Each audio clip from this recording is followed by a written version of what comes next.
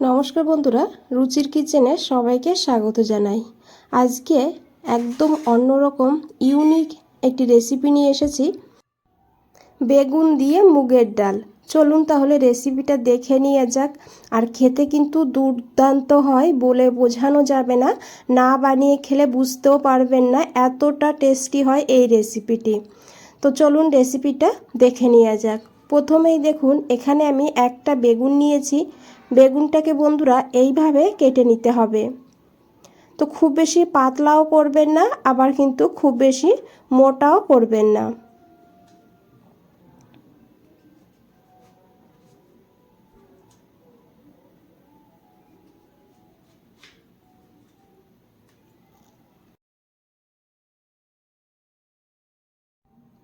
এখানে দেখুন বেগুনটাকে কেটে নিয়েছি, আর এখন এই বেগুনটাকে খুব ভালো করে ধুয়ে নিতে হবে। আর বন্ধুরা, বেগুনটা কেটে নেওয়ার পর সঙ্গে সঙ্গে কিন্তু জলের মধ্যে রেখে দিতে হবে, না হলে বেগুনটা কালো হয়ে যাবে। তো বেগুনটাকে ধুয়ে নিয়ে আমি একটা প্লেটে রেখে দিয়েছি। আর এখন এই বেগুনের মধ্যে দিতে হবে একটু লবণ।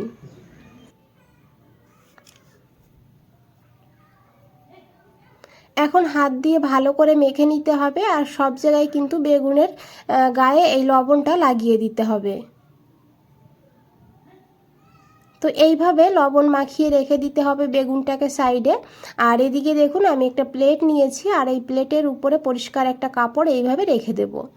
আর এখন এই কাপড়ের উপরে বন্ধুরা নিতে হবে ডাল। এখানে আমি মুগের ডাল নিয়েছি হাফ কাপ মতন। তো ডালটাকে কিন্তু পরিষ্কার করে নিতে হবে এইভাবে। মুগের ডালের গায়ে কিন্তু অনেক পাউডার লেগে থাকে, তাই সেই পাউডারটাকে এইভাবে যদি একটা কাপড় দিয়ে ডলে ডলে তুলে নেওয়া হয়, তাহলে কিন্তু ডালটা ভালোভাবে পরিষ্কার হবে। একটু সময় নিয়ে ডালটাকে এইভাবে পরিষ্কার করে নিতে হবে।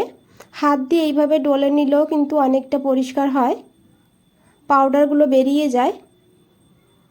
তো দেখুন, এইভাবে আমি এই ডালটাকে পরিষ্কার করে নেব।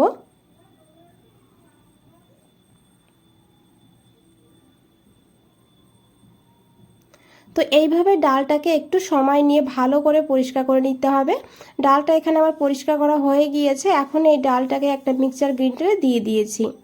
আর এখন এই ডালটাকে গুঁড়ো করে নিতে হবে, তবে একদম মিহি পাউডার করব না।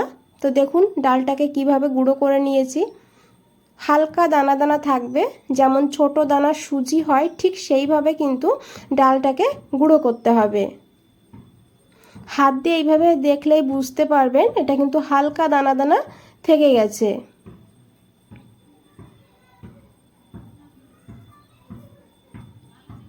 এখন এই ডালের মধ্যে দিয়ে দিতে হবে অল্প করে একটু চিনি। চিনিটা অবশ্যই দেবেন। আর তার সঙ্গে দিয়েছি এখানে পরিমাণ মতন লবণ, দিয়েছি অল্প করে একটু জিরের গুঁড়ো, অল্প করে একটু ধনিয়ার গুঁড়ো, আর দিতে হবে এখানে লঙ্কার গুঁড়ো একটু। আর তারপরে দিয়েছি অল্প করে একটু হলুদের গুঁড়ো, আর তার সঙ্গে দিয়েছি দেখুন অল্প করে একটু গরম মশলার গুঁড়ো, আর দিয়েছি এখানে অল্প করে একটু কালো জিরা। এখন সমস্ত উপকরণকে ভালো করে এইভাবে মিশিয়ে নিতে হবে। তো দেখুন বন্ধুরা, খুব ভালো করে মিশিয়ে নিয়েছি। আর এদিকে দেখুন আমি এক বাটি জল নিয়েছি, তবে একবারে জল দিলে হবে না, অল্প অল্প করে জল দিতে হবে, আর এইভাবে মেখে নিতে হবে। হাত দিয়ে মেখে নিলে তাহলে কিন্তু ভালো করে মাখাটা হবে। আপনারা চাইলে এখানে চামচ দিয়েও মেখে নিতে পারেন, তবে একটু সময় বেশি লাগবে। আর হাত দিয়ে মেখে নিলে দেখুন খুব সুন্দরভাবে মাখা হবে। তবে এটা কিন্তু একদম পাতলাও করবেন না, আবার একদম ঘনও করবে না। এইভাবে থকথকে করে একটা ব্যাটার বানাতে হবে। আর ব্যাটারটাকে অবশ্যই 5 মিনিটের জন্য রেস্টে রেখে দেবেন। 5 মিনিট এখানে হয়ে গিয়েছে, ডালটা কিন্তু অনেকটা ফুলে গিয়েছে, তাই এখানে আমি আরও একটু জল যোগ করে দিয়েছি। দিয়ে খুব ভালো করে এইভাবে মেখে নেব, আর এইভাবে ব্যাটারটা বানিয়ে নেবেন।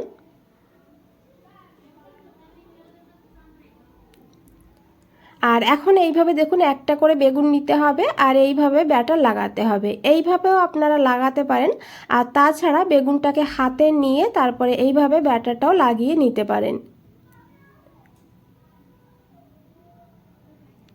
তো এইভাবে বেগুনের গায়ে ব্যাটার লাগিয়ে গরম তেলে ছেড়ে দিতে হবে। এদিকে আমি একটা ফ্রাই প্যান বসিয়ে দিয়েছি, আর ফ্রাই প্যানটা গরম করে নিয়ে তারপরে দিয়েছি সাদা তেল। রান্নাটা আমি সাদা তেলেই করেছি, তবে সর্ষের তেলেও করতে পারবেন। তেলটা গরম হয়ে গেলে তারপরে এই বেগুনগুলোকে এইভাবে দিয়ে দিতে হবে। যেটাই লাগবে না এইভাবে উপর দিয়ে একটু রেখে দিতে পারেন, তাহলে কিন্তু ব্যাটারটা ভালোভাবে লেগে থাকবে।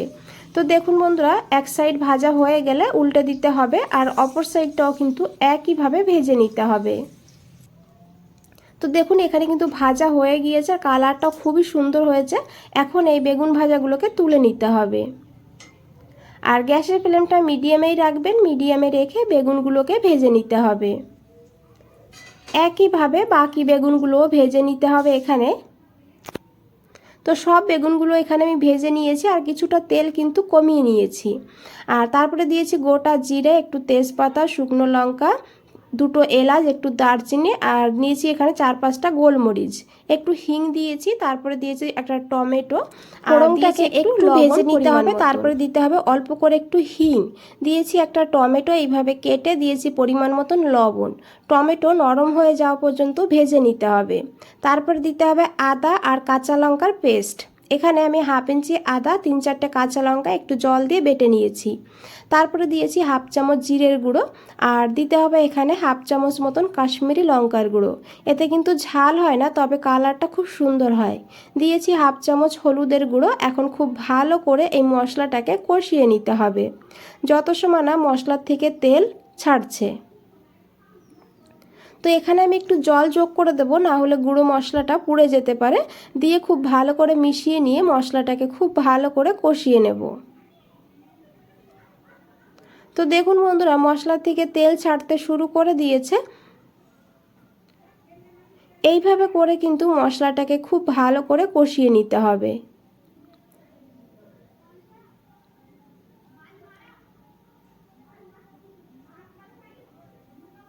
আর এখন এখানে দিয়ে দিতে হবে ডাল বাটা। যে বেগুনের গায়ে ডালটা লাগিয়েছিলাম সেখান থেকে কিন্তু প্রায় 1 চামচ মতন ডাল বাটা বেঁচে আছে। সেই ডালটাকে কিন্তু এখানে দিয়ে দিয়েছি। 1 চামচ ডাল রেখে দেবেন এইভাবে এই গ্রেভির ভেতরে দেওয়ার জন্য। প্লেট ধুয়ে একটু জল যোগ করে দিয়েছি, আর এখন এই ডালটাকেও ভালো করে একটু ভেজে নেব। যেহেতু মুগের ডাল কাঁচা, তাই একটু ভেজে নিলে খুব সুন্দর কিন্তু টেস্ট হবে। একটু সময় নিয়ে লো ফ্লেমে এইভাবে ভালো করে ভেজে নিতে হবে। দেখুন খুব ভালো করে কিন্তু এখানে ভেজে নিয়েছি ডালটাকেও মশলার সঙ্গে, আর তেলও ছেড়ে দিয়েছে। এখন এখানে দিয়ে দিতে হবে পরিমাণ মতন গরম জল। জলটা দিয়ে খুব ভালো করে এইভাবে মিশিয়ে নিতে হবে, আর তারপরে 2 মিনিট এইভাবে গ্রেভিটাকে ফুটিয়ে নিতে হবে মিডিয়াম ফ্লেম করে। 2 মিনিট পর খুব ভালো করে একবার মিশিয়ে নেব। আর দেখুন অনেকটা ঘন হয়ে এসেছে। আর এখন এখানে দিয়ে দিতে হবে ভেজে রাখা এই বেগুনের চপগুলো। তো দেখুন কত সুন্দর হয়েছে বেগুনের চপগুলো। এগুলো কিন্তু আপনারা এমনিতেও খেতে পারবেন, খেতেও কিন্তু খুব ভালো লাগে এমনিতে। আর বন্ধুরা, রেসিপিটা ভালো লাগলে অবশ্যই একটা লাইক করে দেবেন, চ্যানেলটাকে সাবস্ক্রাইব করে পাশে থাকবেন। তো দেখুন সবগুলো দিয়ে দিয়েছি, আর এখন খুব ভালো করে একবার মিশিয়ে নেব।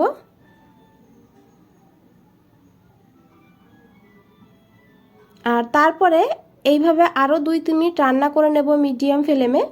আর 2-3 মিনিট পর এখানে আমি দিয়েছি 1 চামচ মতন ঘি, আর দিয়েছি একটু ধনেপাতা কুচি দিয়ে গ্যাসটা বন্ধ করে দেবো। তারপরে ঢেকে 2 মিনিট রেখে দেবো রেস্টে।